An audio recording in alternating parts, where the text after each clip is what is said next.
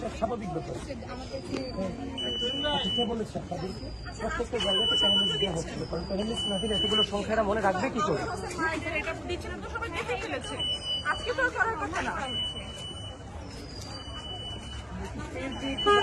Panelist দাও, আমি কিছু জার্নালিস্টের সাথে কথা বলতেছি।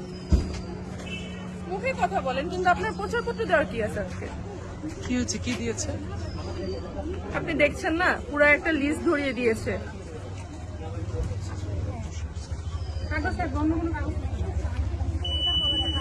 ভাই আজকে তো প্রচারপত্র দেওয়ার কথা না, আপনারা কি দিচ্ছেন? এটা প্রচারপত্র না, এটা হচ্ছে প্যানেল নাম্বার মনে রাখার জন্য। যদি কেউ ফেলে দিতে চায় সেক্ষেত্রে ফেলে দিতে পারবে। আমরা এখানে ভোট চাচ্ছিলাম, অন্য কিছু চাচ্ছি এখানে না। তো সবার নাম ছবি দেয়া, তাহলে তো এটা তো প্রচার না।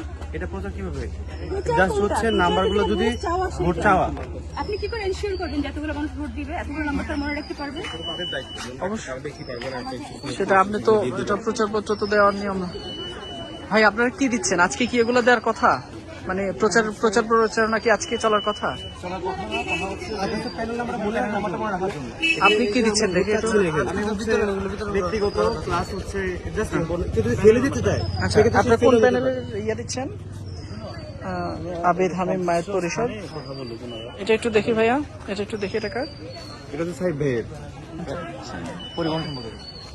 কিন্তু আপনাদেরকে আচরণবিধির বিষয়ে বা প্রচারণা যে দুদিন আগ থেকে বন্ধ হয়েছে, লঙ্ঘন হওয়ার মতো কোনো কাজ হতো তাহলে আমি এগোতে পারতাম না।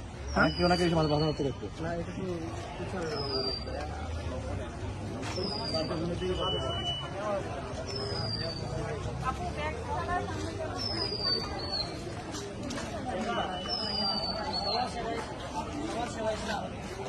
বলতে হবে।